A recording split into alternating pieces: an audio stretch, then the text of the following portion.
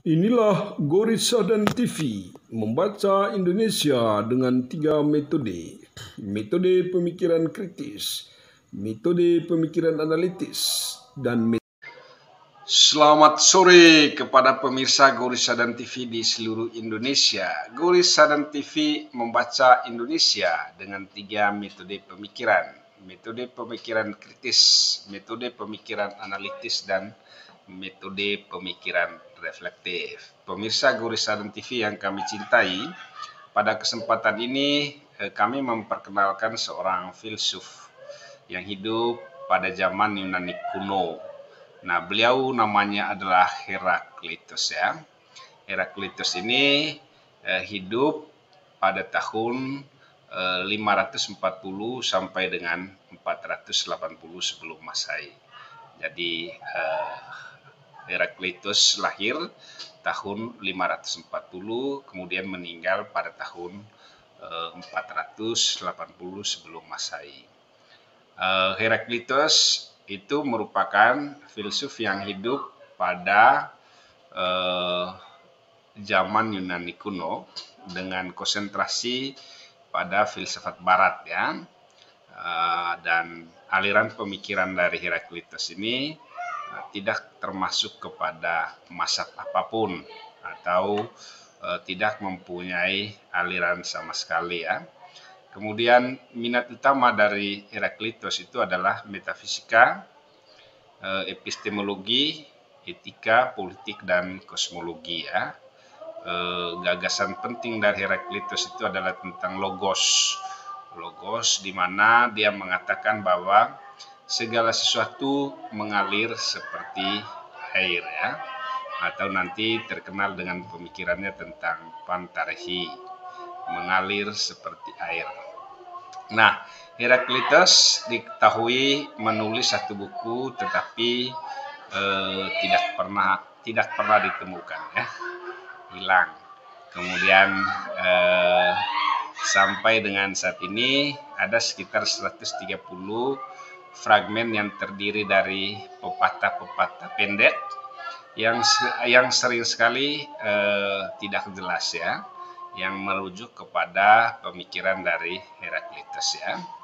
Nah, Heraklitus itu berasal dari keluarga bangsawan, namun tidak ada sumber yang cukup jelas ya, yang menyebutkan tentang sejarah kelahirannya ya. Nah, tetapi jika melihat karya-karya yang ditinggalkannya, tampaknya bahwa Heraklitus ini memiliki watak yang sombong dan tinggi hati ya. Selain mencela filsuf-filsuf seperti Parmenides dan lain-lain sebagainya, kemudian Pythagoras, ia juga memandang rendah rakyat yang mengatakan rakyat itu bodoh. Kemudian dia sendiri menegaskan bahwa atau melihat manusia itu kebanyakan memiliki muslihat jahat ya. Selain itu Heraklitus juga mengutuk warga negara Efesus ya sebagai warga negara yang bodoh, warga negara yang tidak terdidik ya.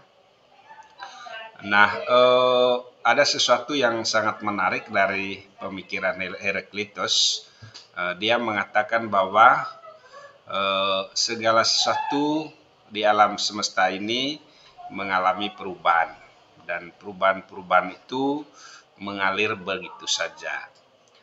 Menurut Heraklitus, tidak ada satupun di alam semesta ini yang bersifat tetap dan yang bersifat permanen ya. Kemudian tidak ada sesuatu yang betul-betul ada atau merepresentasikan keberadaannya. Semuanya berada di dalam proses menjadi atau to be ya. Heraklitus juga terkenal dengan ucapannya seperti yang saya sampaikan tadi adalah pantarehi kai uden mene ya, bahasa Yunani yang artinya semua mengalir dan tidak ada satupun yang tinggal tetap.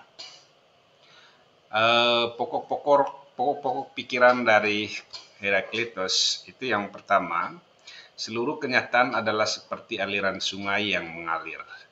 Engkau tidak dapat turun 2 kali ke sungai yang sama, kata Herakleitos ya. Maksudnya, air sungai selalu bergerak sehingga tidak pernah seorang pun turun di air sungai yang sama dengan yang sebelumnya.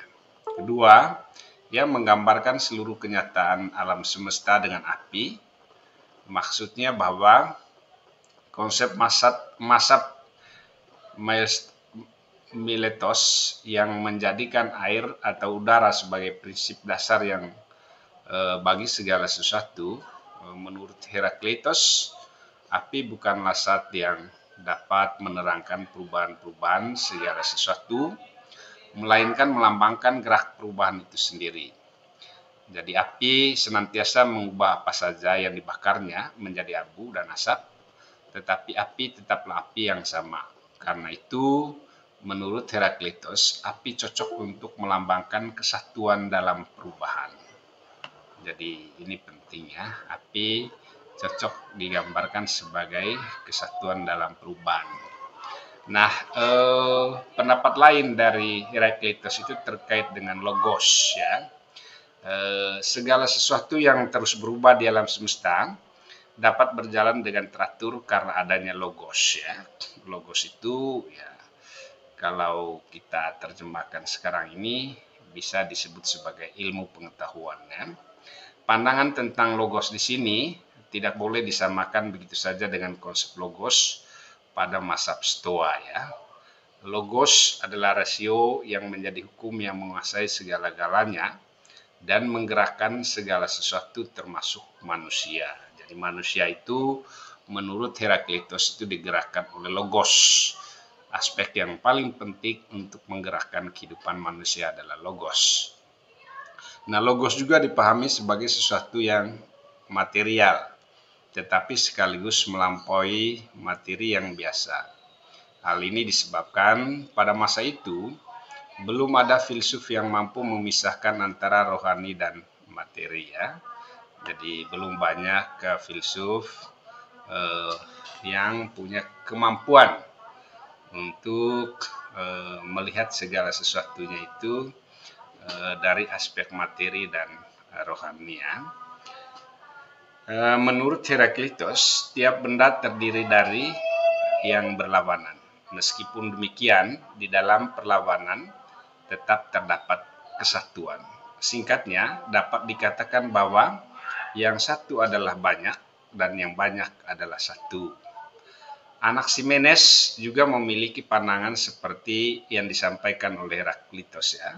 Tetapi perbedaan dengan Herakleitos adalah Anaximenes mengatakan pertentangan tersebut sebagai ketidakadilan, sedangkan Herakleitos menyatakan bahwa pertentangan yang ada adalah prinsip keadilan. Kita tidak akan bisa mengenal apa itu siang tanpa kita mengetahui apa itu malam. Kita tidak akan mengetahui apa itu kehidupan tanpa adanya realitas kematian. Kesehatan juga dihargai karena adanya penyakit. Demikianlah dari hubungan pertentangan ini, segala sesuatu menurut Herakleitos terjadi dan tersusun. Herakleitos menegaskan prinsip ini di dalam kalimat yang terkenal, perang adalah bapak segala sesuatu. Perang yang dimaksud di sini adalah pertentangan. Jadi pertentangan itu ya selalu mengandung kontradiksi-kontradiksi, dan pertentangan itu yang kerap kali melahirkan perubahan. Nah, melalui ajaran tentang hal-hal tersebut, Herakleitos ingin mengatakan bahwa logos itu mempersatukan semua bentuk pertentangan. Sehingga kemudian Herakleitos itu diletakkan sebagai filsuf pertama yang secara khusus membahas segala sesuatu secara dialektis ya, di dalam sejarah filsafat. Mengapa segala sesuatu dipertentangkan secara dibahas secara dialektis? Karena dia mendasarkan filsafatnya pada pertentangan ya, atau kontradiksi antara yang satu dengan yang lain. Demikian pemirsa materi singkat ini, semoga inspirasi dari pemikiran Heraklitos memberikan ruang bagi kita untuk terus bergerak, berpikir, maju, membangun Indonesia menjadi lebih baik. Terima kasih.